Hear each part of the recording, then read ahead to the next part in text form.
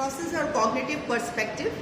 जैसा कि मैंने आपको कल साइकोडायनेमिक के बारे में डिस्कस किया था, कॉग्निटिव पर्सपेक्टिव का मतलब है कि जब हमारे हायर मेंटल प्रोसेसेस होते हैं like thinking, decision making, reasoning, sensation, perception, memory, ये सारी चीज़ें मिल करके क्या बताते हैं, हायर मेंटल प्रोसेस यानी कॉग्निटिव प्रोसेसेस को बताते हैं।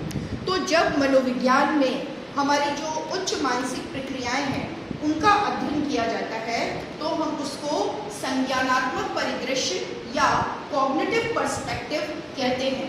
तो जैसा कि आपको पता है कि हमारा जो नर्वस सिस्टम है, हमारे जो न्यूरॉन्स हैं, वो किसी भी सूचना को पहुंचाने का, लेने का वातावरण से पहले रिसीव करते हैं और रिसीव करने के बाद एफरेंट और इफरेंट नर्व्स के द्वारा वो हमारे ब्रेन को ले जाते हैं और ब्रेन से वो इंफॉर्मेशन हमारे मसल्स में आती हैं, उनको कम्युनिकेट किया जाता है और तब जा कर के हम किसी व्यवहार को फाइनली करते हैं।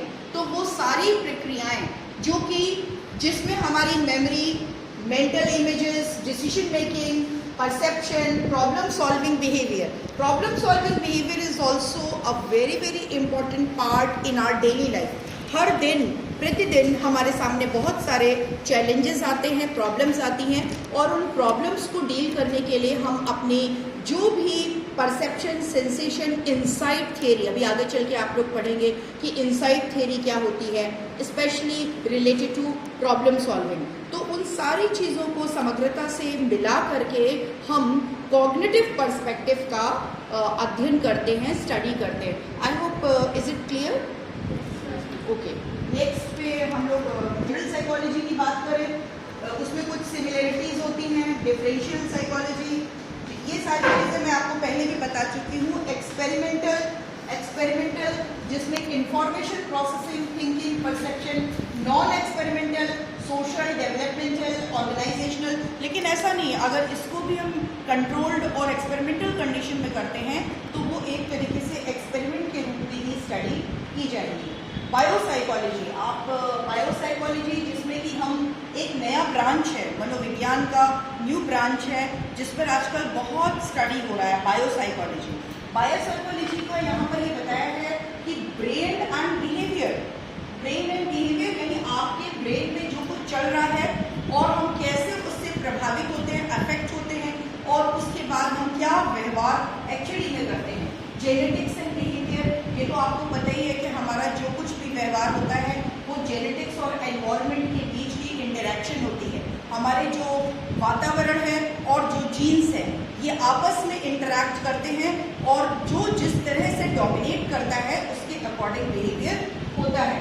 Role of hormones to regulate our emotions, definitely hormones का बहुत बड़ा रोल होता है हमारे इमोशंस को रेगुलेट करने के लिए। जब हम एडोलेसेंस टाइम में हम देखते हैं कि बहुत ज़्यादा हॉर्मोन्स का टर्मोइल होता है, हमारे इमोशंस बहुत ऊपर नीचे हुआ करते हैं और उस सिचुएशन में कई बार ऐसा होता है कि हम बहुत इम्पल्सिव बिहेवियर करते हैं, बहुत एग्रेसिव बिहेवियर करते हैं, क्योंकि हमारे जो हार्मोन का भी रोल होता है उस समय हमारे मन में एडोलेसेंस को लगता है कि फ्रेंड्स और एवरीथिंग, पेरेंट्स जो भी कह रहे हैं वो सब कुछ गलत है, उसको वो रिवोल्ट करने लगते हैं और ज़्यादातर उन्हें अपने फ्रेंड्स के द्वारा बताई गई बातें या जो कुछ बहुत ट्रेंड में चल रही होती वही उनको सच नज़र आता है और कुछ हार्मोन का इफेक्ट होता है जो वो बात पर बहुत ही इरिटेबल बिहेवियर शो करते हैं। तो डेफिनेटली हार्मोन्स का रोल है हमारे इमोशन और हमारे बिहेवियर को लेकर के। अगर हम बात करें कॉग्निटिव साइकोलॉजी की, तो जैसे मैंने अभी बात की, ये सारी चीज़ें आप इसमें स्टडी करेंगे।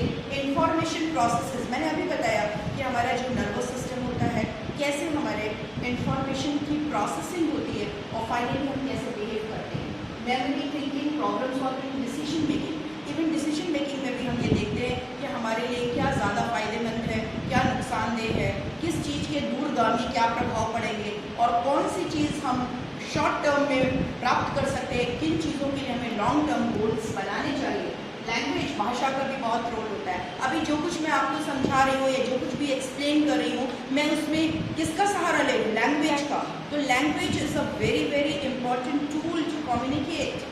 तो language is also a important part of cognitive psychology.